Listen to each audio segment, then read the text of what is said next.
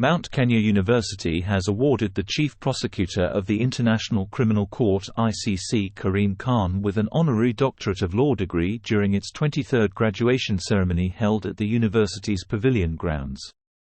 Khan was the lead lawyer when President William Ruto and former President Uhuru Kenyatta were taken to The Hague to answer on the case of the post-election violence of 2007–2008. During the graduation ceremony, 6,108 students graduated and conferred with PhDs, master's, degrees, diplomas and certificates in various faculties.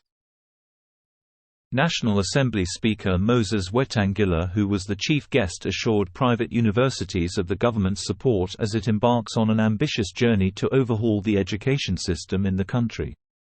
On his part, Parliamentary Education Committee Chairman Julius Melly said that the reforms, and especially on university education, are meant to improve them to international standards. The government of the Republic of Kenya will continuously support education both in the public and private sector and ensure that the quality standards and the students we churn out meet the expectations and the desires of our Republic.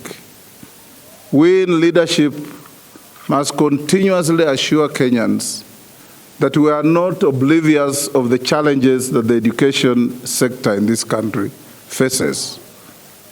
Honorable Melly has been here, is the chairman of education in the Parliament.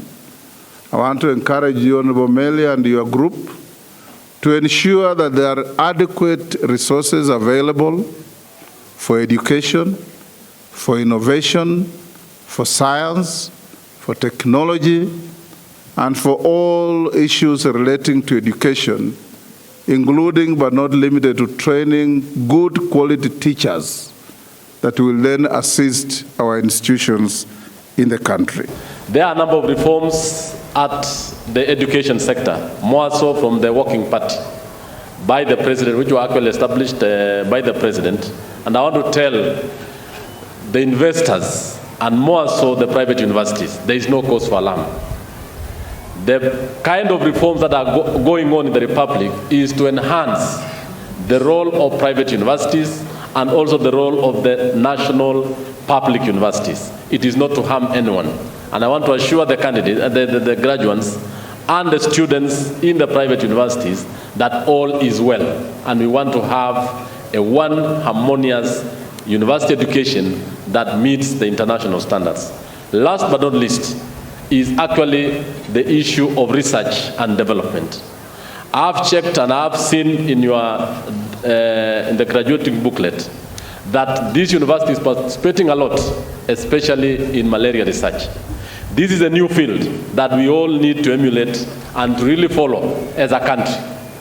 One of the cornerstones of the universities in the world is actually the development of research. And this is quite very important.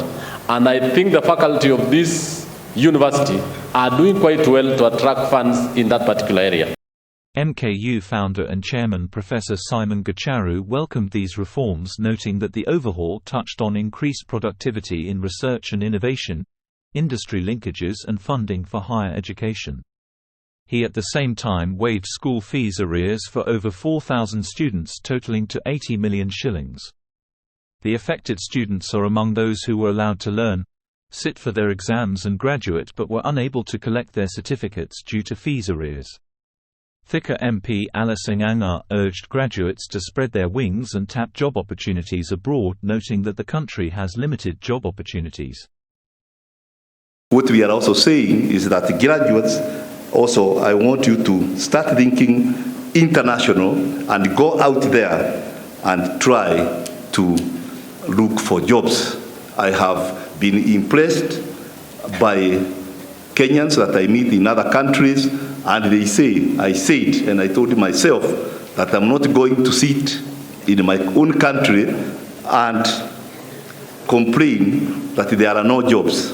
Yesterday, the President launched a new university, open university, and again, many people were asking me, what is it, how is it going to affect us? And I simply said that the education reforms the new open university is going to create also new opportunities for all of us. So there is no really competition or anything wrong, and I want to say that we are going to support the university education reforms as presented to His Excellency the President as a university.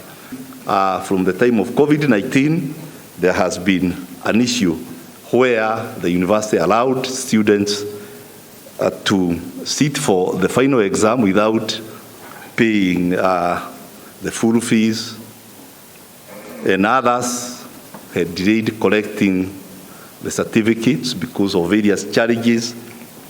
And when we looked at the number, we saw that about 4,000 students over time had not collected their certificates because of various small issues.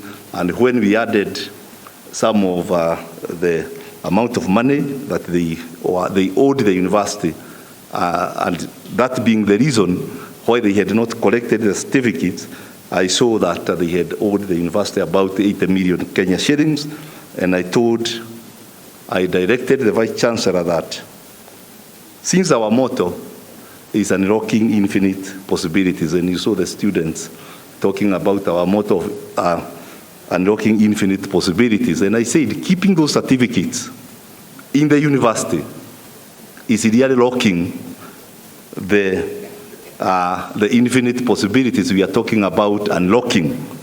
So I directed the Council and the Vice Chancellor that the Board of Directors has waived the 8 million shillings for the 4,000 students to collect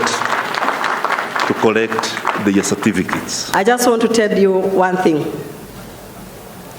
The education that you have today is an equalizer. That is where the bottom meets the top.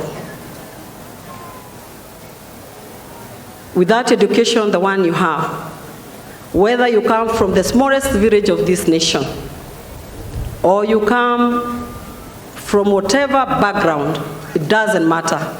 This is a high time. This is the opportunity for you today to be able now to meet the top. The education will remove you from that village to become a doctor, to become a lawyer, to become a nurse, to become a politician like myself. You can become an entrepreneur. Sky is the limit. You are the only one who can limit yourself. Go outside there and conquer the world. Go and impact the world.